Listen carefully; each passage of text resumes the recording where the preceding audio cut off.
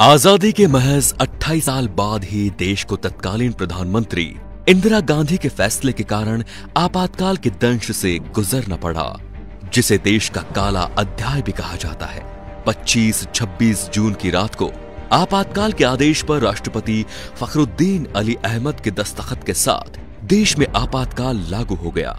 अगली सुबह समूचे देश ने रेडियो पर इंदिरा गांधी की आवाज में संदेश सुना कि भाइयों और बहनों, राष्ट्रपति जी ने आपातकाल की घोषणा की है, लेकिन इससे सामान्य लोगों को डरने की जरूरत नहीं है। दिल्ली के रामलीला मैदान में हुई 25 जून की रैली की खबर पूरे देश में न फैल सके, इसके लिए दिल्ली के बहादुर शाह जफर मार्ग पर स्थित अखबारों के दफ्तरों की बिजली रात में ही काट दी गई। इसकी जड़ में 1971 में हुए लोकसभा चुनाव का था, जिसमें उन्होंने अपने मुख्य प्रतिद्वंदी राजनारायण को पराजित किया था। लेकिन चुनाव परिणाम आने के 4 साल बाद राजनारायण ने हाईकोर्ट में चुनाव परिणाम को चुनौती दी।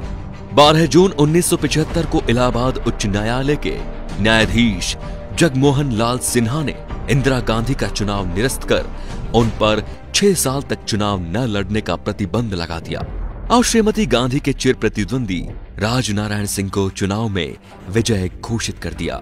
राजनारायण सिंह की दलील थी कि इंदिरा गांधी ने चुनाव में सरकारी मशीनरी का दुरुपयोग किया, तय सीमा से अधिक पैसा खर्च किया और मतदाताओं को प्रभावित करने के लिए गलत तरीकों का इस्तेमाल किया। अदालत ने इन आरोपों को सही ठहराया था। इसके बावजूद श्रीमती गांधी ने इस्तीफा देने से इनकार कर दिया। इंदिरा गांधी ने अदालत के इस निर्णय को मानने से इनकार करते हुए सर्वोच्च न्यायालय में अपील करने की घोषणा की और 26 जून को आपातकाल लागू करने की घोषणा कर दी। उस समय आकाशवाणी ने रात के अपने एक समाचार बुलेटिन में ये प्रसारित किया कि अनियंत्रित आंतरिक स्थितियों के कारण सरकार ने पूरे देश में आपातकाल की घोषणा कर दी है। इस दौरान जनता के सभी मौलिक अधिकारों को स्थगित कर दिया गया है। सरकार विरोधी भाषणों और किसी भी प्रकार के प्रदर्शन पर पूर्ण प्रतिबंध लगा दिया गया है। इसका आधार वो प्रावधान था जो धारा 352 के तहत सरकार को असीमित अधिकार देती है। इंदिरा जब तक चाहे सत्ता में रह सकती थी।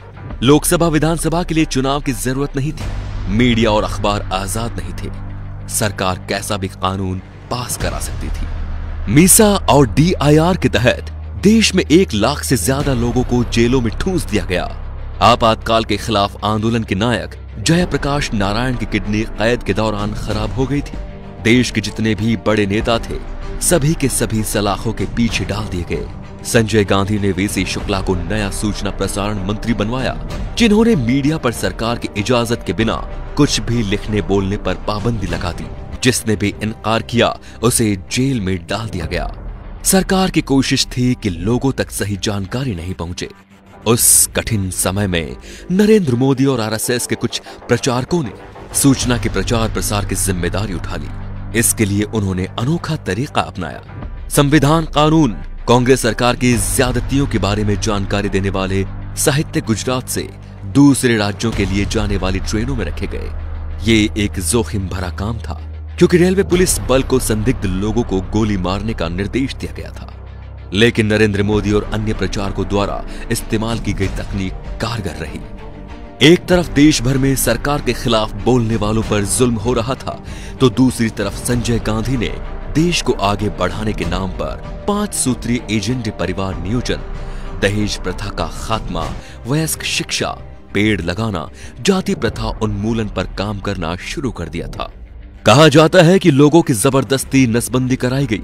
19 महीने के दौरान देश भर में करीब 83 लाख लोगों की जबरदस्ती नसबंदी करा दी गई। कहा तो ये भी जाता है कि पुलिस बल गांव के गांव घेर लेते थे और पुरुषों को पकड़कर उनकी नसबंदी करा दी जाती थी। एक बार इंदिरा गांधी ने कहा था कि आपातकाल लगने पर विरोध में कुत्ते भी नहीं भौंके थे, लेकिन 19 महीनों में उन्हें गलती और लोगों के गुस्से का एहसास हो गया। 18 जनवरी 1977 को उन्होंने अचानक ही मार्च में लोकसभा चुनाव कराने का ऐलान कर दिया। 16 मार्च को हुए चुनाव में इंदिरा और संजय दोनों ही हार गए। 21 मार्च को आपातकाल खत्म हो गया, लेकिन अपने पीछे लोकतंत्र का सबसे बड़ा सबक छोड़ गया। तो दोस्तों, इंदिरा गांधी ने अपना राजनीतिक करियर बचाने के लिए इस आपातकाल की घोषणा की।